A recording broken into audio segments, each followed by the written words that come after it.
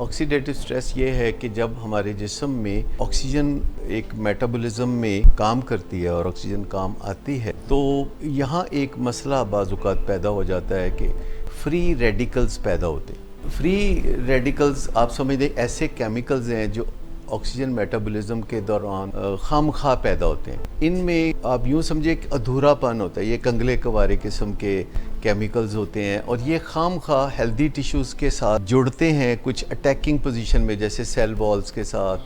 یا جسم میں جو خلیوں کے اندر انرجی پیدا کرنے کا نظام ہے یہ ان کے ساتھ چمٹنے کی کوشش کرتی ہے، اور ان کا تدارک کرنے کے لیے بھی جسم میں بندوبست ہے، اور ان کا تدارک عام طور پر اینٹی آکسیڈنٹس کے ذریعے ہوتا ہے۔ اینٹی آکسیڈنٹس وٹامنس میں بھی کچھ وٹامن ہیں جیسے اے ڈی سی، تو یہ بہت اینٹی آکسیڈنٹ ہیں۔ اس طرح جو پلانٹ کنگڈم سے چیزیں ہم استعمال کرتے ہیں جیسے کہ سبزیاں اور پھل، تو ان میں بہت اینٹی آکسیڈنٹس ہوتے ہیں۔ تو یہ جو کنگلے کوارے کیمیکلز جنہیں ہم فری ریڈیکلز کا نام دے رہے ہیں، جب یہ ہماری ہیلدی ٹیشوز کے ساتھ جڑ کے ان کو نقصان پہنچانے کی کوشش کرتے ہیں، کیونکہ ان کے اندر کچھ ایسی ساخت کی کمزوری ہوتی ہے، ایک ایسا ادھورا پن ہوتا ہے جو دوسروں کے ذریعے یہ ادھار لے کے کوئی نہ کوئی الیکٹرونز وہ پورا کرنے کی کوشش کرتے ہیں۔ تو اینٹی آکسیڈنٹس یہاں اپنی قربانی دیتے ہیں، اور پھر یہ جو فری ریڈیکلز ہیں ان کو ہٹا دیا جاتا ہے۔ جسم میں ایک جھاڑو پھرنے کا نظام ہے، تو یہ ایک بیلنس ہے جو قائم رہتا ہے کہ ہر روز ہمارے جسم میں اندرونی طور پر فری ریڈیکلز بھی پیدا ہوتے ہیں، انفیکشن ہو تو تب بھی ہوتے ہیں، اور اینٹی آکسیڈنٹس پھر اپنا کام کرتے ہیں، اور اگر ایسا نہ ہو تو یہ بیلنس خراب ہو جاتا ہے، جس کے نتیجے میں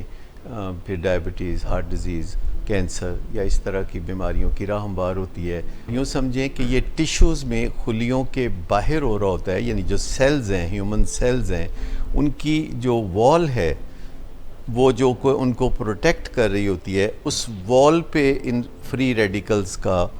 یعنی اٹیک ہوتا ہے، جس سے کہ یہ والز ولنریبل ہو جاتی ہیں،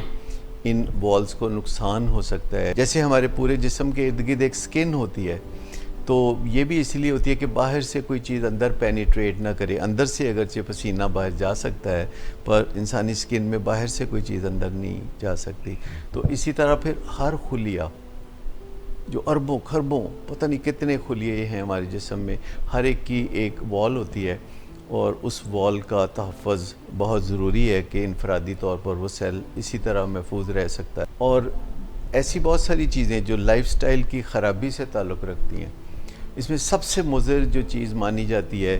یہ فری ریڈیکلز پیدا کرنے کے حوالے سے، تو وہ اسموکنگ ہے۔ اینٹی آکسیڈنٹس ہماری باڈی خود بھی بناتی ہے، جیسے ہماری باڈی خود بھی فری ریڈیکلز بنا رہی ہوتی ہے اپنی فنکشننگ سے، لیکن ہمارے لائف سٹائل کی خرابی سے وہ فری ریڈیکلز بہت بڑھ رہے ہوتے ہیں۔ تو اینٹی آکسیڈنٹس ہماری باڈی بھی بناتی ہے، پھر ہمیں یہ باہر سے سبزیوں اور پھلوں سے بھی ملتے ہیں، وٹامن سے ملتے ہیں، اور ہمیں ایسی غذا لینے سے بڑا فائدہ ہوتا ہے کہ جو روز کے روز ہمارے فری ریڈیکلز کو اینٹی آکسیڈنٹس جو ہیں وہ تباہ کر دیں اور ہم محفوظ ہو جائیں۔ اور یہ ایک بیلنس ہے جو ہمیں پازیٹیو اپنے حق میں قائم رکھنا۔ جیسے کہ اگر ہم اپنی سٹریس کو مینیج کرنا چاہتے ہیں تو پھر سٹریس کو سمجھنا پڑتا ہے، جو کہ ہمارے اعصاب پہ ایک بے چینی کا سا بوجھ پڑتا ہے، تو اس کو ہم سٹریس کہتے ہیں۔ لیکن جو ہمارے جسم کے اندر ایک فٹیگ کا جو ایلیمنٹ ہے، جس سے کافی چڑچڑا پن بھی آتا ہے، اور یہ کئی دفعہ بہت زیادہ نقصان دہ ہوتی ہے۔ مثال کے طور پر جسم میں اگر سوجن کا کہیں پروسیس ہو تو بہت زیادہ آکسیڈیٹیو سٹریس پیدا ہوتی ہے، اور اگر یہ سوجن جو ہے تا دیر رہے یعنی کرونک ہو کسی وجہ سے، تو اس سے بڑے مسائل پیدا ہوتے ہیں۔ کوئی انفیکشن ہو تو اس سے بھی ہماری آکسیڈیٹیو سٹریس میں اضافہ ہوتا ہے، یعنی وہ جو فری ریڈیکلز ہیں وہ بڑھ جاتے ہیں ہمارے خلیوں کے باہر اور ٹیشوز کے اندر، اور یہ جو فری ریڈیکلز ہیں یہ ان کا اپنا بریک اپ ہو گیا ہوتا ہے، ان کے اندر ایک ادھورا پن ہوتا ہے، اور ان کو کوئی نہ کوئی سہارا چاہیے وقتی طور پر۔ ان کو اپنا جو رجحان ہے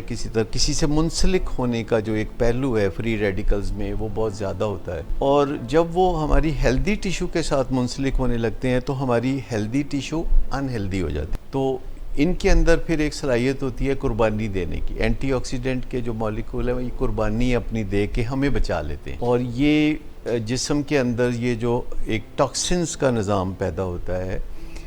اس ٹاکسنز کو وائپ آؤٹ کرنا، اس ٹاکسنز کو ساتھ ساتھ نپٹاتے جانا ان اینٹی آکسیڈنٹس کا کام ہے۔ اور یہ جو فری ریڈیکلز ہیں، ان کی ایک مثال یہ بھی ہے کہ جتنے بھی نشے ہوتے ہیں، جتنی بھی ڈرگز ہوتی ہیں، ان کی وجہ سے جسم میں یہ فری ریڈیکلز بہت زیادہ پیدا ہونا شروع ہو جاتے ہیں، اور اس کی کچھ جینیاتی وجوہات ہیں، کیونکہ یہ زہریلا ہے، اسی وجہ سے اس کو ہم ٹاکسک کہتے ہیں۔ اسی وجہ سے جو لوگ شراب کے نشے میں دھت نظر آتے ہیں تو ہم ان کو انٹاکسیکیٹڈ کہتے ہیں۔ دیکھیے، انسانوں کے درمیان جو روابط ہیں یہ بڑے اہم ہیں، اور انسان چونکہ سوشل اینیمل ہے، لیکن انسانوں کے درمیان جو روابط ہیں وہ جب کمزور پڑتے ہیں تو فوری طور پر کوئی محسوس نہیں ہوتا اس کا نقصان۔ تو یہ جو انسانوں کے روابط کا پہلو ہے یہ ایک اسپرچول نیچر کی چیز ہے۔ تو ایک تو یہ بہت امپورٹنٹ ہے کہ جو فیملیز کے ساتھ ہمارا لین دین ہے، اور ورک پلیس پہ جو لوگ ہمارے ساتھ، جن کے ساتھ ہم انٹریکٹ کرتے ہیں، یا ہمارے معاشرے میں جو دوسرے لوگ ہیں، یا ہمارے ملک کے ساتھ ہمارا جو تعلق، آپ کو ایک اونرشپ کا احساس ہوتا ہے کہ ہاں یہ ہمارا ملک ہے اور اس کو ہم اون کرتے ہیں، تو ان چیزوں سے ہماری جو صحت پہ بڑا فرق پڑتا ہے۔ بہت ساری چیزیں ہیں جو کہ ہماری مدد نہیں کرتی پر ہمیں اچھی بہت لگتی ہیں۔ مثال کے طور پر مٹھائیاں، وہ ہمیں بہت اچھی لگتی ہیں، ہماری کوئی مدد نہیں کرتی مٹھائیاں۔ اسی طریقے سے فیٹس، جو چکنائی والی چیزیں ہیں، دیسی گھی کے پراٹھے، مطلب یہ چیزیں ہماری مدد نہیں کرتی ہیں پر ہمیں اچھی بہت لگتی ہیں۔ اسی طرح ڈرگز، یہ چیزیں ہماری مدد نہیں کرتی پر یہ ہمیں فیلنگز بہت اچھی دیتی ہیں۔ لیکن جو دور رس اگر ہم اپنا کوئی فائدہ دیکھنا چاہتے ہیں تو ہمیں ایک نیچرل ہائی کی طرف چلنا ہوگا، اور وہ جو نیچرل ہائی ہے وہ کوئی بہت لمبا منصوبہ نہیں ہے، وہ 15-20 دن، مہینے میں جب آپ ایک منصوبے پہ عمل کرتے رہیں، یعنی 4 پہلو ہیں جن کو آپ بہت غور سے اگر آپ دیکھیں کہ اپنی ڈائٹ کو صحیح رکھیں، اپنی فزیکل ایکٹیویٹی کو صحیح رکھیں، اور اس میں ایسی ایکسرسائز نہ کریں کہ جو کہ آپ کے اندر پٹھوں کو یا ہڈیوں کو یا جوڑوں کو کوئی ڈیمیج کرے، اور اپنے آپ کو فکروں سے آزاد رکھیں۔ لیکن یہ جو روحانی پہلو ہے یہ اور بھی گہرا ہے، جذباتی پہلو سے بھی زیادہ گہرا روحانی پہلو ہے۔ روحانی پہلو یہ ہے کہ کیا آپ کو اپنے آپ پر بھروسہ ہے۔ روحانیت بھروسے کا نام ہے کہ کیا آپ کو اپنی ذات پر بھروسہ ہے، کیا آپ دوسرے انسانوں پر بھروسہ کرتے ہیں، کیا آپ کو اللہ کی ذات پہ بھروسہ ہے۔ تو یہ روحانیت کے مختلف پہلو ہیں، یعنی مرکزی روحانیت یہ ہے کہ کیا آپ کو اپنی ذات پہ بھروسہ ہے کہ کوئی مشکل ہوگی تو آپ اس کا سامنا کر لیں گے، یا کیا آپ دوسرے انسانوں پر بھروسہ کر سکتے ہیں کہ جب آپ کو مشکل ہوگی تو وہ آئیں گے، آگے بڑھیں گے۔ اگر آپ کو یہ یقین ہے کہ وہ آپ کو تنہا نہیں چھوڑیں گے تو آپ کی یہ جو ہاریزنٹل اسپرچولیزم ہے، متوازی روحانیت ہے، تو یہ آپ اس دولت سے مالا مال ہے۔ لیکن اگر آپ کو لگتا ہے کہ میں اور دوسرے لوگ مل کے جب کسی کرائسس کا سامنا کرتے ہوئے اسے ٹھیک کرنے کی کوشش کریں گے اور کوئی کمی رہ جائے گی تو اللہ تعالیٰ کی ذات اپنے فضل سے وہ کمی بھی پوری کر دے گی۔